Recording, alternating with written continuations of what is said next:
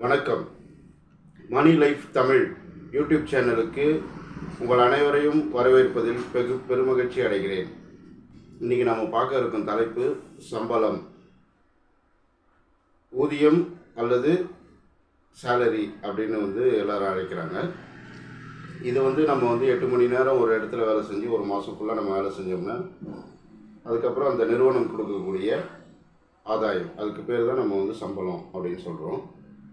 இந்த சம்பளத்துக்கு கூடவே நமக்கு அந்த நிறுவனங்களில் ஒரு சில பெனிஃபிட்ஸ் கொடுக்குறாங்க. இதை நம்ம எம்ப்ளாயி பெனிஃபிட்ஸ் அப்படின்னு சொல்லுவோம். இதில் முதல் வகையாக பார்த்திங்கன்னா இபிஎஃப் அப்படின்னு சொல்லுவோம், எம்ப்ளாயி ப்ராவிடென்ட் ஃபண்ட்.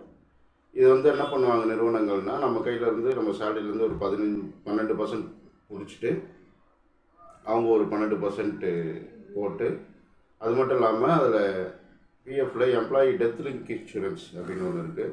அது ஒரு 1%. இது எம்ப்ளாயரே கட்டுவாங்க. அதாவது கம்பெனிக்காரங்களே நிறுவனங்களே இந்த எம்ப்ளாயி பெனிஃபிட்ஸை கட்டி அதுக்கப்புறம் அட்மினிஸ்ட்ரேட்டிவ் சார்ஜஸ்லாம் போட்டு மொத்தமாக மாதம் பிஎஃப்க்கு அவங்க கட்டிடுவாங்க. இந்த பிஎஃப்பில் நமக்கு பெனிஃபிட்ஸ் என்ன அப்படின்னு பார்த்தோம்னா, இந்த நிறுவனத்தை விட்டு நம்ம போனதுக்கப்புறம் நமக்கு இந்த பிஎஃப் அமௌண்ட் நம்ம விட்ரா பண்ணிக்கலாம். இது பென்ஷன் ஃபண்டாக மாறிடும். இந்த பிஎஃப்பில் ஒரு பகுதி பென்ஷன் ஃபண்டில் இருக்கும். அதை நீங்கள் இந்த ரிட்டையர்ட் ஆகிற ஸ்டேஜில் உங்களுக்கு அந்த பென்ஷன்ஸ் ஸ்டார்ட் ஆகும். அப்போ உங்களுக்கு பிஎஃப் அமௌண்ட்டை எடுக்கணும் அப்படின்னா இப்போது ஒரு மெத்தட் கொடுத்துருக்காங்க. அதுக்கு பேர் அட்வான்ஸ் நீங்கள் எடுத்துக்கலாம். நீங்கள் உங்களோட பிஎஃப் அமௌண்ட் எவ்வளோ இருக்கோ அதுலேருந்து அட்வான்ஸ் அமௌண்ட் நீங்கள் எடுத்துக்கலாம். அடுத்து பார்த்தோம்னா இஎஸ்ஐயில் உங்கள் கையிலேருந்து ஒரு பகுதி பணத்தை சம்பளத்தில் பிடிப்பாங்க. நிறுவனங்கள் அவங்க பணம் போட்டு இஎஸ்ஐக்கு கட்டுவாங்க. இது என்னென்னா, அவங்க இந்த இஎஸ்ஐ நீங்கள் போடும்போது நீங்கள் இஎஸ்ஐ ஹாஸ்பிட்டல்ஸில் நீங்கள் மருத்துவம் பார்த்துக்கலாம். இஎஸ்ஐ ஹாஸ்பிட்டல்ஸில் நீங்கள் மருந்துகள் வாங்கிக்கலாம். அங்கே டிஸ்பென்சரி, கிளினிக், பெரிய பெரிய ஹாஸ்பிட்டல்ஸ்லாம் இருக்கும். நீங்கள் அங்கே போகும்போது உங்களுக்கு எல்லாமே உங்களுக்கு வசதிகளும் உங்களுக்கு இலவசமாக கிடைக்கும். எதனால் இலவசம்னா, நீங்கள் ஏற்கனவே பே பண்ணிட்டீங்க அப்படின்றதுனால உங்களுக்கு இலவசமாக கிடைக்கும். அது மட்டும் இல்லாமல் அந்த இஎஸ்ஐயில் உங்களால் ஒரு 15 நாளைக்கு மேலே ஹாஸ்பிட்டல்லே இருக்கணும். அது மாதிரி இருக்கும்போது அவங்க ஒரு லெட்டர் கொடுப்பாங்க. அதுலேருந்து நீங்கள் பாதி சம்பளம் கூட உங்களுக்கு எம்ப்ளாயர் கொடுப்பாங்க. அடுத்தபடியான பெனிஃபிட் அப்படின்னு பார்த்தீங்கன்னா போனஸ். வருஷத்துக்கு ஒரு தடவை கம்பெனிக்கு ஒரு 8.33% உங்களுக்கு போனஸ் கொடுப்பாங்க. ஸோ இந்த போனஸ் நம்ம எம்ப்ளாயியோட என்கரேஜ்மெண்ட் ஆகும். ஒரு சில கம்பெனி ஃபெஸ்டிவல் டைமில் கொடுப்பாங்க. ஒரு சில கம்பெனி ஒரு மந்த் ஃபிக்ஸ் பண்ணிட்டு அந்த மந்தில் கொடுப்பாங்க. ஸோ இது ஒரு வருஷத்துக்கு நமக்கு கிடைக்கக்கூடிய பெனிஃபிட்.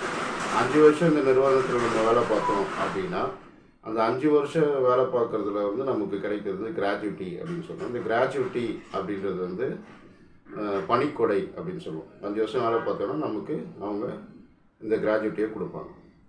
அதுக்கப்புறம் பார்த்தோம் அப்படின்னா நிறுவனங்கள் இன்னும் பெனிஃபிட்ஸ் பார்த்திங்கன்னா மெட்டர்னிட்டி பெனிஃபிட்ஸ் அப்படின்னு சொல்லுவாங்க. பேறு காலத்தில் இருக்கும்போது அவங்களுக்கு விடுப்பு கொடுப்பாங்க. அந்த சம்பளத்தோடு விடுப்பு கொடுப்பாங்க. இதான் மெட்டர்னிட்டி பெனிஃபிட்டு. அதுக்கப்புறம் பார்த்திங்கன்னா அவங்கக்கிட்ட இருக்க எல்லா எம்ப்ளாயீஸ்க்கும் மெடிக்கல் இன்சூரன்ஸ் எடுத்திருப்பாங்க. யாருக்கு மெடிக்கல் இன்சூரன்ஸ் எடுத்திருப்பாங்க அப்படின்னா, இந்த இஎஸ்ஐ லிமிட்டுக்கு மேலே இருக்கிறவங்களுக்கு அவங்களுக்கு இஎஸ்ஐயும் இஎஸ்ஐ பொருந்தாது. அதனால் அவங்களுக்கு மெடிக்கல் இன்சூரன்ஸ் எடுத்திருப்பாங்க. இந்த மாதிரி நிறைய பெனிஃபிட்ஸ் கம்பெனி கொடுக்கும். ஸோ இந்த பெனிஃபிட்ஸும் ரொம்ப முக்கியமானது. இதெல்லாம் நம்ம மொத்தமாக சேர்த்து ஒரே வார்த்தையில் சொன்னால் கம்பெனி எம்ப்ளாயீஸ் கொடுக்கக்கூடிய பெனிஃபிட்ஸ் அப்படின்னு சொல்லலாம். அடுத்து பார்த்திங்க அப்படின்னா, நம்ம வேலை செய்கிறோம். ஒரு நிறுவனத்தில் வேலை செஞ்சுட்டே இருக்கும்போது 1 வருஷம் 2 வருஷம் 3 வருஷம் வேலை செய்கிறோம் அப்படின்னா நமக்கு இந்த இன்ஃப்ளேஷனுக்கு ஏற்ற மாதிரி இன்ஃப்ளேஷன் அப்படின்னா பணவீக்கம்னு சொல்லுவோம். எளிய முறையில் பார்க்கணும்னா விலைவாசி ஏற்றம். வருஷம் இந்த விலைவாசி ஏற்றம் ஏறுது. இந்த விலைவாசி ஏற்றத்துக்கு ஏற்ற மாதிரி உங்களோட சம்பளம் ஏறணும். 3 வருஷத்துக்குள்ளே உங்களோட சம்பளம் ஏறலை அப்படின்னா நீங்கள் இன்னும் பற்றாக்குறை அதிகமாகினே இருக்கும். அதனால் நீங்கள் 3 வருஷத்துக்குள்ளே ஒரு ப்ரொமோஷன் வாங்கியிருக்கணும். அல்லது நீங்கள் 3 வருஷத்துக்கு ஒரு தடவைக்கு உங்களோட ஸ்கில்ஸை டெவலப் பண்ணி அடுத்த லெவலுக்கு நீங்கள் போயிருக்கணும். அதே லெவலில் இருந்தீங்கன்னா ஒரே சம்பளத்தை 10 வருஷம் வாங்கினீங்கன்னா உங்களோட நிலைமை என்ன இருக்கும் பாருங்கள். 50%க்கு மேலே நீங்கள் வாங்குகிற சம்பளத்தோட 50%க்கு மேலே உங்களுக்கு விலைவாசி ஏற்றமே இருக்கும். 50% நீங்கள் எக்ஸ்ட்ரா கடன் வாங்க வேண்டியிருக்கும். சரிங்களா? நெக்ஸ்ட்டு வந்து பார்த்திங்கன்னா, வாழ்க்கையில் வந்து நம்ம சம்பளம் வாங்கும்போது எவ்வளோ சம்பளம் வாங்குகிறோமோ அந்த சம்பளத்தில் நம்மளோட செலவுகளை சுருக்கிறது அப்படின்றது வந்து ஒரு வகை. இன்னொரு வகை வந்து பார்த்திங்க அப்படின்னா, நமக்கு எவ்வளோ தேவை இருக்கோ அந்த தேவைக்கு ஆன வருமானத்தை சம்பாதிக்கிறது. அதாவது சம்பளம் எந்த நிறுவனத்தில் கிடைக்குதோ அங்கே போய் சம்பாதிக்கிறது. ஸோ இதுதான் வந்து 2 வழிமுறைகள்.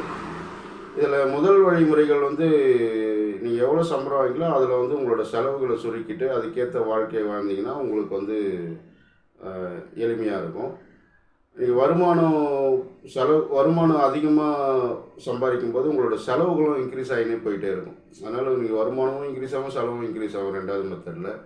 அதனால் எப்போவுமே நீங்கள் சம்பளம் வாங்கும் பொழுது ஒரு 30%, 20லேருந்து ஒரு 30% நீங்கள் எப்போவுமே சேவிங்ஸுக்கு ரெகுலராக நீங்கள் எடுத்து வச்சுட்டு வந்தீங்கன்னா, இந்த ஏற்கனவே நான் சொன்ன அந்த சம்பள உயர்வு 3 வருஷம் கிடைக்கிறதுனால உங்களுக்கு வருமானங்கள் வந்து இந்த சேவிங்ஸ் மூலயமா சேவிங்ஸ் பண்ணதை அதை நீங்கள் வந்து தொடர்ச்சியாக இன்வெஸ்ட் பண்ணிட்டு வரும்போது நீங்கள் முதலீடு செஞ்சு வந்தீங்கன்னா உங்களுக்கு இந்த சேலரியும் கிடைக்கும். உங்களுக்கு அந்த பற்றாக்குறையை சமாளிக்கிறதுக்கு நீங்கள் ஏற்கனவே முதலீடு செஞ்சதுலேருந்து உங்களுக்கு ஆதாயங்கள் வரும்.